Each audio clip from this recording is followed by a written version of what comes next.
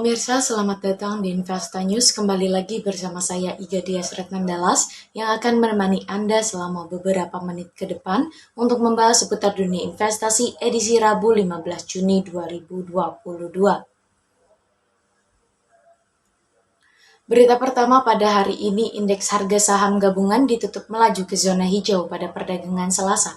IHSG terpantau bertengger pada level tertinggi hariannya di 7.049,88 atau naik 0,78%. Sepanjang perdagangan, IHSG bergerak pada rentan harian 6.932,71 hingga level 7.049,88. Sebanyak 25,14 miliar lembar saham diperdagangkan dengan nilai transaksi sebesar 15,64 triliun rupiah. Sektor yang memimpin penguatan adalah sektor transportasi dengan terdongkrak 1,71% dan diikuti sektor teknologi yang naik 1,05%.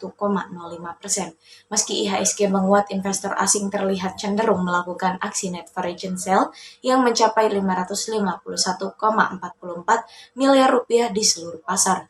Sejumlah saham big cap dilego oleh asing dengan saham PT Bank Sentral Asia yang menjadi paling banyak dilepas asing dengan net sale 169,15 miliar rupiah. Selanjutnya saham PT Bank Rakyat Indonesia dengan net foreign sale 137,84 miliar rupiah dan saham PT Telkom Indonesia sebesar 127,66 miliar rupiah. Di sisi lain, saham PT Bumi Resource Mineral masih dikoleksi asing dengan net buy 191,02 miliar rupiah, menyusul saham PT Indo Sterling Technomedia dengan net foreign buy 106,17 miliar rupiah dan saham PT Bank Mandiri sebesar 64,09 miliar rupiah. Berkebalikan dengan IHSG, 3 indeks saham acuan Amerika Serikat Wall Street justru tersungkur ke zona merah. Pelemahan yang dialami indeks saham bursa New York tersebut terjadi seiring dengan kenaikan imbal hasil obligasi pemerintah Amerika Serikat 10 tahun, di mana naik ke level tertinggi dalam satu dekade, yaitu sebesar 3,37%. Pelaku pasar juga menyoroti terkait dengan The Fed yang akan mengadakan rapat komite pengambil kebijakan FOMC pada 14 hingga 15 Juni 2022. Bank Sentral Amerika Serikat tersebut diyakini bakal menaikkan suku bunga acuannya lebih agresif sebesar 75 basis poin. Berita selanjutnya datang dari proyeksi IHSG. Proyeksi IHSG atau indeks harga saham gabungan dibuka memerah pada perdagangan Selasa, namun IHSG memberikan perlawanan hingga bisa tutup menguat 54,44 poin ke level 7.049,88. Analis Arta Sekuritas Indonesia Dennis Christopher Jordan melihat penguatan IHSG didukung oleh aksi bargain hunting. Pelaku pasar melihat pelemahan yang terjadi pada Senin sudah memasuki area jenuh jual dalam jangka pendek.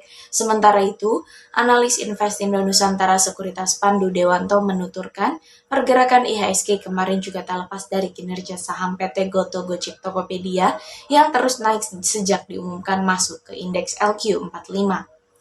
IHSG juga didorong oleh rebound pada sebagian besar saham big caps seperti di sektor perbankan yang pada awal pekan ini mengalami koreksi.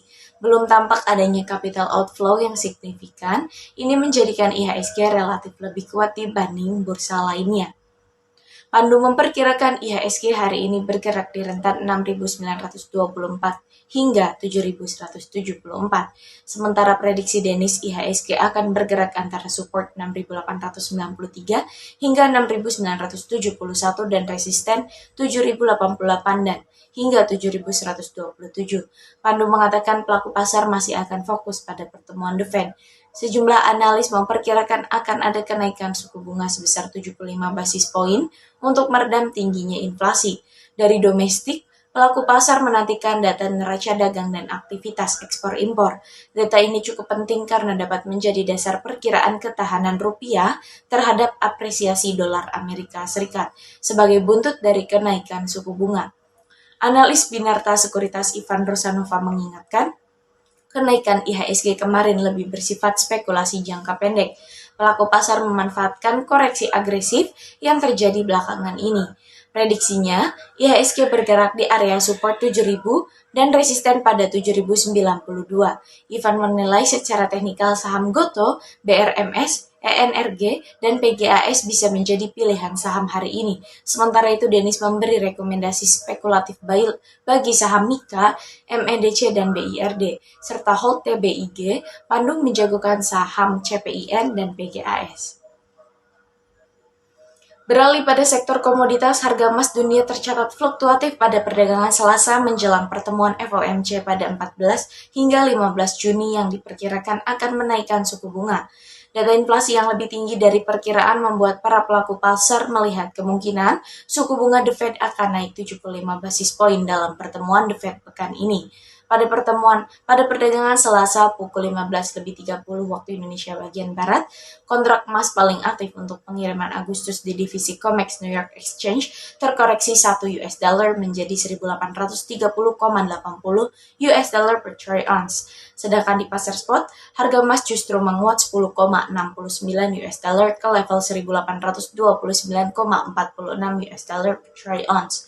Adapun indeks dolar Amerika Serikat yang mengukur greenback terhadap 6 mata uang utama saingannya turun menjadi 104,595. Dari dalam negeri, harga dasar emas 24 karat antam ukuran 1 gram dijual senilai Rp986.000, anjlok Rp10.000 dari posisi sebelumnya.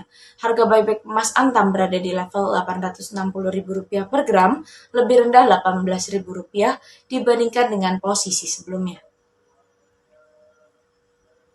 Selanjutnya pada sektor komoditas yang kedua ada harga minyak mentah dunia yang bergerak naik dalam perdagangan Selasa petang. Kenaikan ini disebabkan kian ketatnya pasokan global yang melampaui pengurangan permintaan akibat resesi dan pembatasan mobilitas baru di Cina. Pada perdagangan Selasa petang pukul 15.35 waktu Indonesia bagian Barat, harga minyak West Texas Intermediate untuk pengiriman Juli menguat 1,12% menjadi 122,28 US dollar per barel di New York Mercantile Exchange. Harga minyak mentah Brent untuk pengiriman Agustus juga menguat 1,18% menjadi 123,71 US dollar per barel di London ICE Futures Exchange. Ekspor Libya turun di tengah krisis politik yang telah memukul produksi dan pelabuhannya, sehingga menimbulkan kekhawatiran ketatnya pasokan. Produsen lain dalam organisasi negara pengekspor minyak kesulitan untuk memenuhi misi produksi mereka. Di sisi lain, Rusia menghadapi larangan minyak karena perang di Ukraina. Pasar juga menunggu data persediaan pekanan Amerika Serikat dari American Petroleum Institute yang rencananya dirilis Selasa waktu setempat. Selain itu, data dari Administrasi Informasi Energi Amerika Serikat dijadwalkan rilis pada Rabu. Data baru itu diharapkan memberi gambaran seberapa ketat pasokan minyak mentah dan bahan bakar yang tetap tersedia. Berita penutup kita pada pagi hari ini, sentimen eksternal masih menguntungkan dolar Amerika Serikat. Para analis memperkirakan pelemahan rupiah masih akan terjadi pada hari ini. Ekonom Bank Mandiri Reni Eka Putri menjelaskan, saat ini kekhawatiran para pelaku pasar tengah meningkat seiring laju inflasi Amerika Serikat Mei yang mencapai 8,6%. Ini merupakan level tertinggi sejak 1981. Konsensus analis pun memperkirakan The Fed akan menaikkan suku bunga acuan 75 basis poin. Padahal, semua pelaku pasar memperkirakan kenaikan bunga hanya 50 basis poin. Reni menjelaskan ketidakpastian ini menimbulkan gejolak pasar dan berujung pada capital outflow. Investor memilih memegang dolar Amerika Serikat. Dari dalam negeri, Reni menyebut pemerintah akan merilis data neraca perdagangan yang diperkirakan surplus 5 miliar US dollar, didorong permintaan ekspor yang tinggi. Meski begitu, sentimen ini setidaknya tidak mampu membendung pelemahan rupiah. Direktur TRFX Garuda Berjangka Ibrahim juga sepakat menyebut pelemahan rupiah masih bisa berlanjut sampai keputusan The Fed keluar pada pekan ini. Ibrahim memperkirakan hari ini rupiah masih akan melemah dan bergerak dengan kisaran 14.680 hingga 14.730 rupiah.